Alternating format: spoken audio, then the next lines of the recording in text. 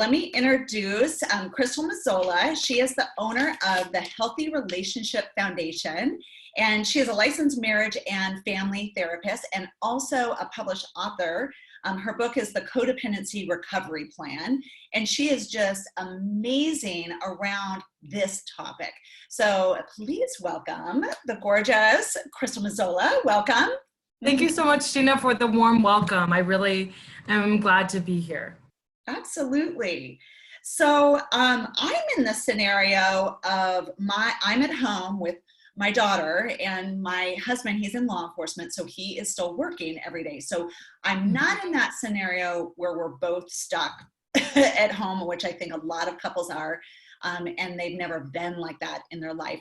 So I'm in, we're still dealing with obviously the stress and all the different things and a child being home and homeschooling and all of that. Mm-hmm. But, how are you and your relationship dealing? Because I know for us, there's ups and there's downs. And just a few minutes ago, he was playing some 80s music. He loves to get silly around 80s music. I think it's his coping mechanism. But, there's just some ups and downs of us handling this. How are you guys handling it?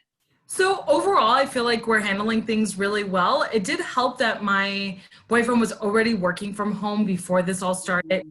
He already had that kind of job. So the only change is that I'm at home now as well. And so I already really believe in the importance of acting as a team with your partner. I really believe in practicing what I preach. And so we've been able to pull in those skills and really focus on coming together when it comes to all the extra work around the house right now at this time. Yes. We're really not ordering out.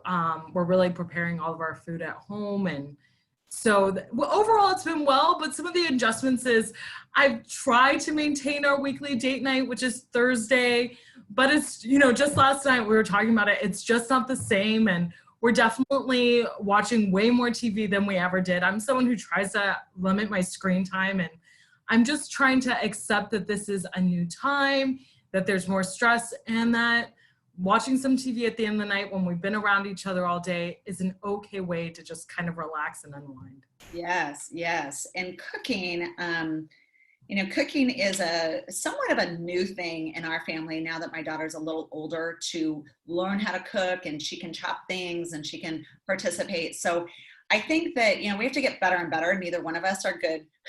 So that's a problem. But it's been, that is one, I think that, cooking is such a, pour yourself a glass of wine and cook a meal together. I think that is such a de-stressing activity that you can do together. So absolutely. Yeah. And the weather that we're having is also gorgeous. Yeah, important to sit outside and hang out, and he likes to sit on his phone a lot, and I just radically accept that while I read a book and we just sit outside together. Yeah, just, I think you pointed on or kind of spoke to just being, someone's working, on something, you're working on something, you're just in the same room, and there's just a lot of being and chilling. So talk to me, as a couples therapist, you work a lot around codependency, you work to, individuals, couples, kind of the gamut. So talk to us about kind of the climate of what you're hearing from your clients. What do you see the most that couples are struggling with right now? Yeah, absolutely. So First, I want to say that something that has been really interesting to me, both professionally as I'm working with couples directly and as I, listen to stories in social media, is that COVID-19 and quarantine and all these changes are really highlighting what was already there, both negatives in relationships and the strengths. These are new stressors, but the breakdowns, there were already seeds of that before this. So it's a kind of more of the same in my work, but one of the really interesting things that I'm seeing that's causing new issues is couples are struggling to negotiate around what to do with social distancing. One person might want to take it more seriously than the other, how to navigate all of these recommendations like grocery shopping, supporting others, and balancing their family needs. So really negotiating around the recommendations, whether it's from the World Health Organization or just more locally. I think that that's been interesting. And I'm seeing a new level of betrayal where one partner will go against what they agreed upon COVID recommendations. And that's creating a sense of tension and betrayal. Yeah, definitely. Well, and what you talked about before, team, especially, if you are married, I mean, especially you want to work as a team and that teamwork, and then someone breaks that. But definitely, I felt that in that first week where it's like, well, where's our line? What are we, right? Are we still getting together with our friends? Are we not? And I think there was definitely some, I wouldn't say arguments, but definitely some just, disagreements around where's our stand, what are we doing, what are we not doing, and like agreeing to stand by that, and have our daughter stand by that too, Right.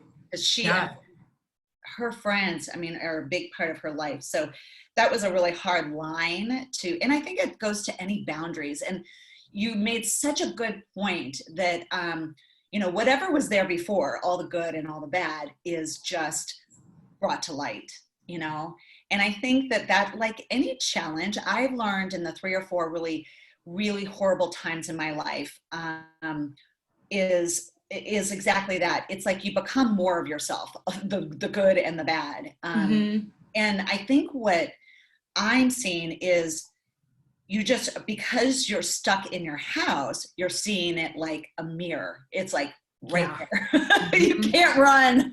Under a microscope. Yes, that's the thing, you can't run from it, and it's just this spotlight and this microscope that is on your behavior, that's not working. You really get it. So back to what you're seeing people struggle with, the good and the bad. What's your best advice around that? Just struggling with the COVID, the boundaries, the limitations. I think in general, people don't like restrictions and boxes and rules. So how are you, give us some advice around just how do you work as a team and deal with that? Yeah, that's really interesting. As you're speaking, I'm really thinking about this fundamental point that comes up a lot when couples are struggling around this concept of teamwork. That's honestly one of the fundamental issues that brings people to couples therapy is on the same page. They're not acting as a team. It's me versus you, and we got to get you on the same page. And so when you're struggling to be a team with the other person, it's really about shifting that internal focus. You're saying people don't want restrictions. And so you have to change the sense of what's motivating you to realize that, firstly, everything in life has pros and cons. And when you choose to have the benefits of a partnership, you're also choosing to negotiate and giving up some of that independence and what you would prefer if you were living as an individual. So there's acceptance and maturity that's necessary. And then it's about remembering that when you come together as a team, things are going to work out better. 2 heads are better than 1. And so remembering that the benefits of limiting yourself, it's not your partner controlling you, it's you choosing to limit yourself. Yes. Prioritize the team. That's going to come back to you tenfold. That mindset, your partner's not your parent. This is a person you're choosing to respect. Yes. Respect you. Yes. So good. And I think that power word is choosing, and I remember, for me, I saw it as a restriction, as something like put on me. And that was when we were early on married, dinners. And it was just one of those like expectations as a wife, like, obviously you think about all the things of becoming a wife and who you want to be and how you want your life. And I swear, like, I never thought about like being responsible for dinners every night. And I remember being super resentful for that like first year of like, he's making me, and he certainly wasn't. I mean, it wasn't like that at all, but it's what you are talking about. It was like him against me, like he's making me make dinner, and I was like, wait, like I choose this marriage. I choose to be a team. I choose to, have a healthy food, program, but healthy food in our life, and like if I'm choosing to be a wife, like part of that it's not my responsibility, but it is part of my responsibility to be a team. And that's what I chose. And I think that's such a powerful thing to remember. Like, you chose this marriage, you chose this relationship, you chose this teamwork. Your part of that is this. And, when I will tell you, it ended up being a really big breakdown and a big fight between us. And, but it was one of our bigged breakthroughs, but because we could actually talk about it, and we weren't on the same page. We weren't. I had this whole big story that he expected like 7 gourmet dinners every night, and how could he expect that, And that was the story in my head. And I think we get so, spun out in that smallness, that darkness, and our own interpretation, Mm-hmm. And then I just got in communication with him, and what we came up with was like 3 meals, and then the other will like make it up or take out or whatever. And I was like, oh yeah, done, good. I mean, it was like done. That's lovely. I suffered for a year or so, and then got in communication, and we figured it out, Right. It's really, no matter what's going on, people need to identify their need and talk about it and then negotiate it. If you're on a team, you negotiate it. So yeah. Sorry that you had to suffer for so long, but I'm glad it's a good resolution. Yeah, absolutely. And, in the first year or 2 of marriage, you are negotiating that. You're negotiating those expectations. It's funny you say that, because I was just thinking about all the couples that are getting married right now and becoming, they're becoming husband and wife in this time. And it's already hard enough to step into a relationship and start a new life and create expectations and create boundaries and, merge bank accounts. I mean, just everything that you do in getting married. And then you have this time that's just wonky, and it's kind of this weird thing like in between your marriage. So I just love that you're like, remember you're on the same page. Cause I think that's, I think of that as a smallness, like where your smallness starts creeping in, and it almost is going into like survival for you, right? Exactly. And it's like, oh, preserve you and survive you. And it's like, wait a minute, this is my partner. I need to get, I need to have a conversation with them. And I think you just forget sometimes that you are on the same team. So team. normal. Yeah. It's right? So normal to forget that not just one of you gets to win, you can both win. Yeah, absolutely. So in this time of being locked, you usually see all your patients live in your office.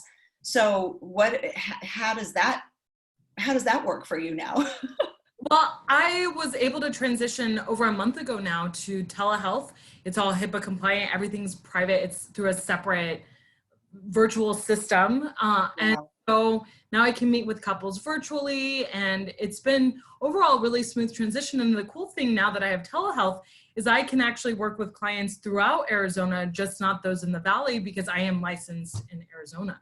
Oh my gosh, how cool is that? So it just opened you. That's the little blessings that I love hearing throughout this time is the little blessings, right? And that's so cool. You went from serving people really in Phoenix, Scottsdale to statewide because of telehealth. That's really cool. I love that. So talk to me. You wrote your book on codependency. You do a lot of codependency work. So share with us exactly what that means and how does that show up in relationships?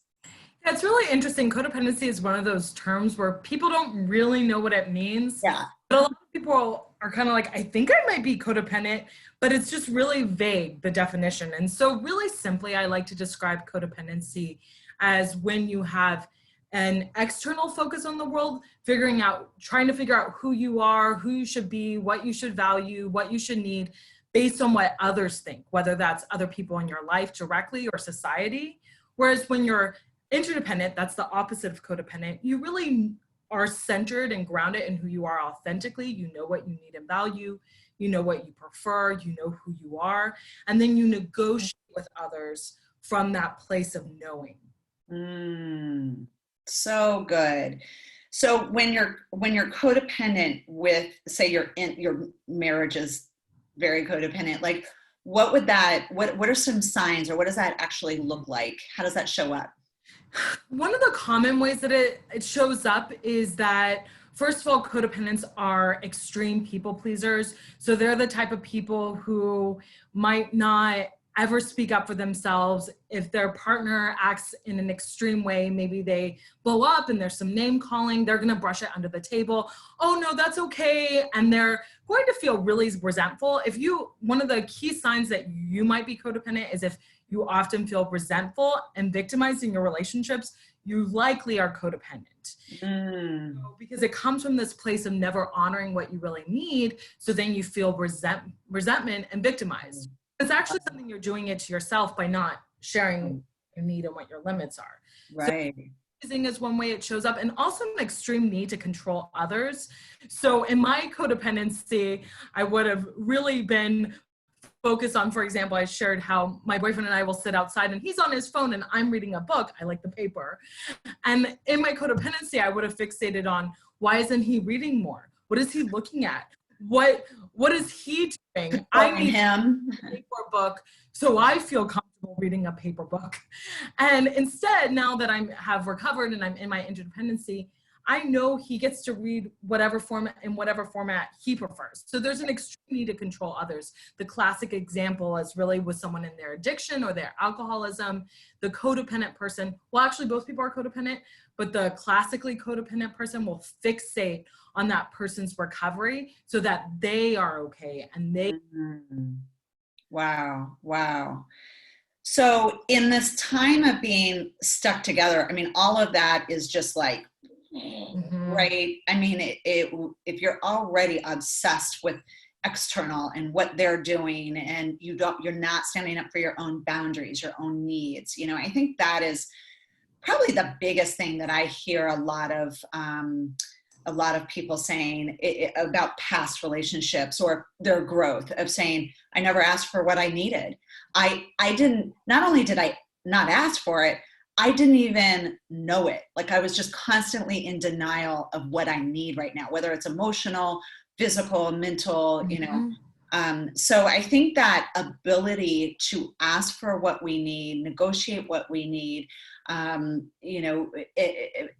feel okay with asking, and I think it's really such a big lesson. And I don't think a lot of people learn it. I mean, boundaryless people usually raise boundaryless kids, and then they absolutely repeat. A lot of us didn't get the wonderful example of being modeled boundaries. Yes. So we have to learn it as adults. Yeah, absolutely.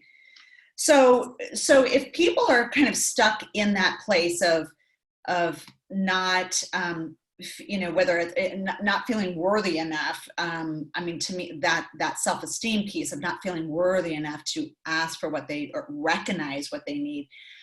So that's one piece of the question of how do you build that just feeling worthy to ask.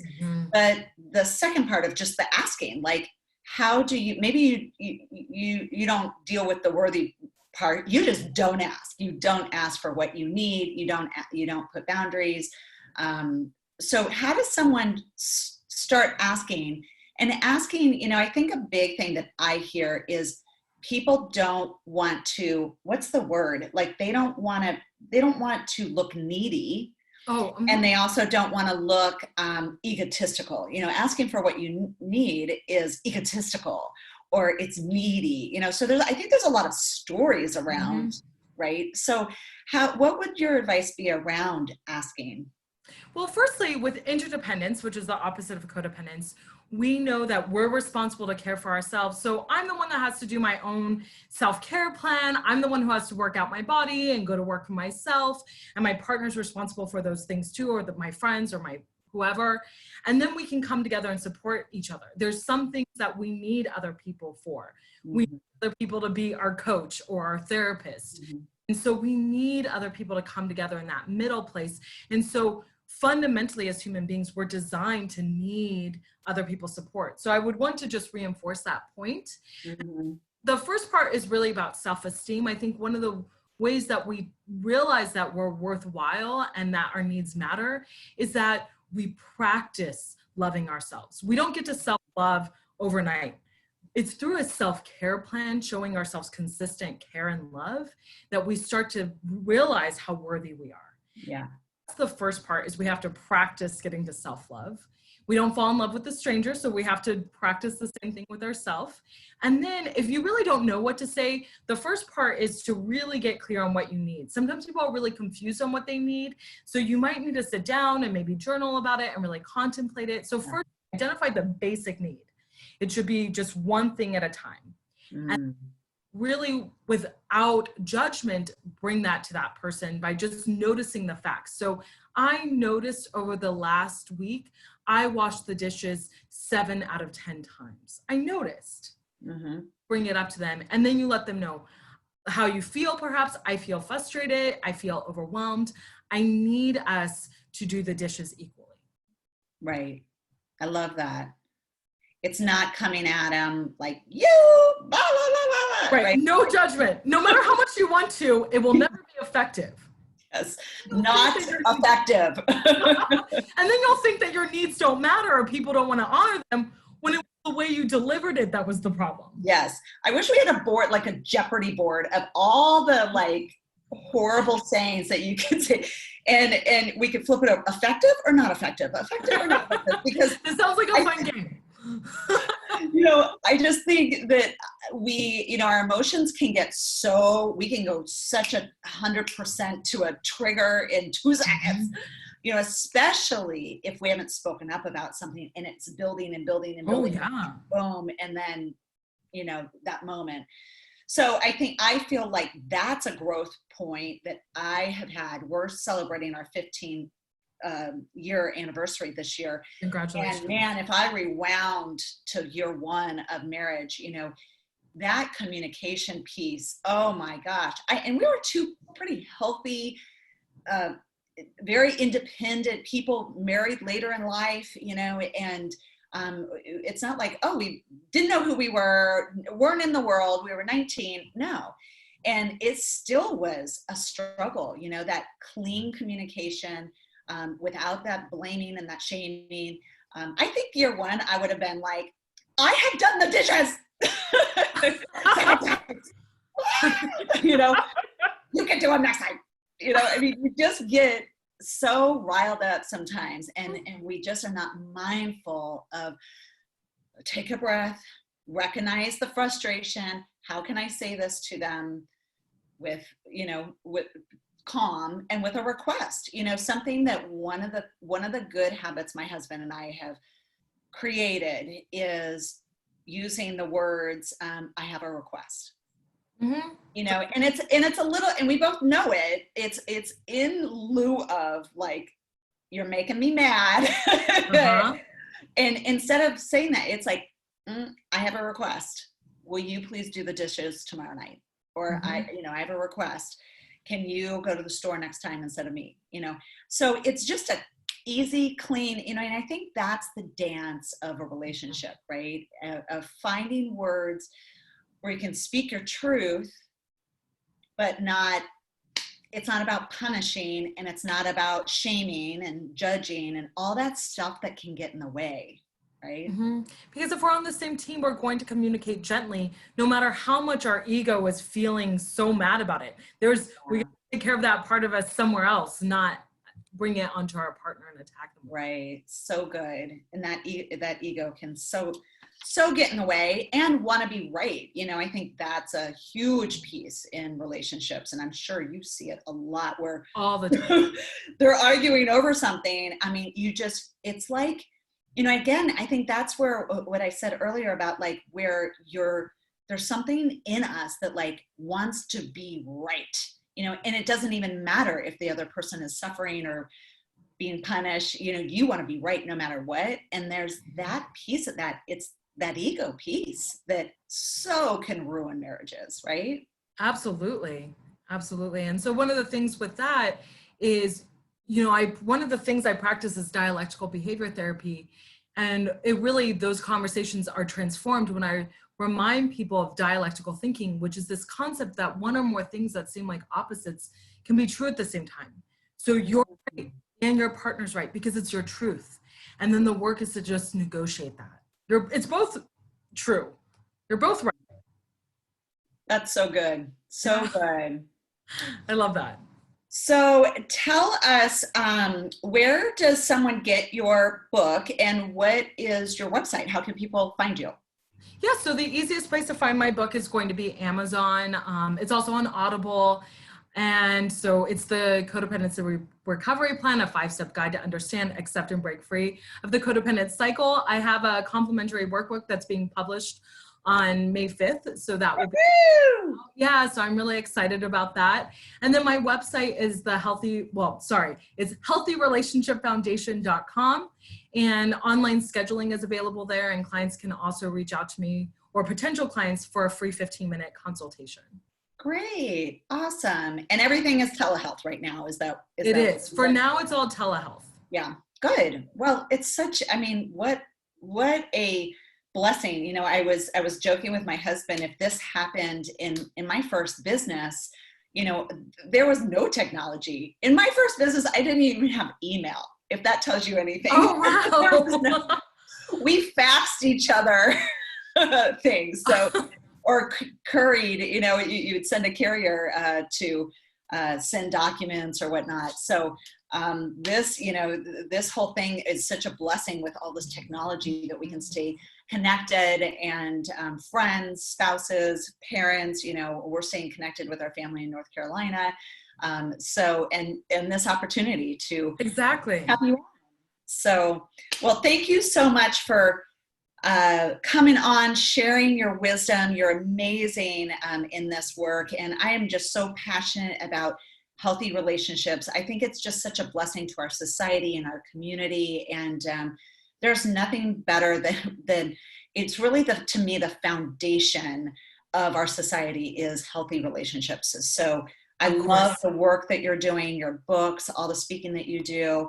And this series, this Greatness Game series, is all about greatness games that are worth winning. And having a healthy relationship is all about, you know, it's totally worthy of winning. And that is a game you want to play, right? It's a greatness game. I want to have an amazing marriage. I want to be the happiest family that I know. Like, that's a goal. And it does take intention. It takes getting my ego out of the way. It takes work. There's no magic pill. There's just no magic pill. You're the magic pill. But we also have to do the work. Yes. Yeah. Well, I appreciate your passion around this. I share it as well. Awesome. Well, say that again. Thank you for having me. Absolutely. Absolutely. So I give a challenge to everyone every episode. And tonight's challenge is to do one thing that is loving for your partner. So whether that's something in their love language, we've talked about the 5 love languages, or just something you know that they would just love and, you know, would melt for them. So do one kind, nice, loving thing for your significant other. That is the action, the homework tonight. And thank you for joining us on the Greatness Game, and we will see you on the next episode. Bye, everyone.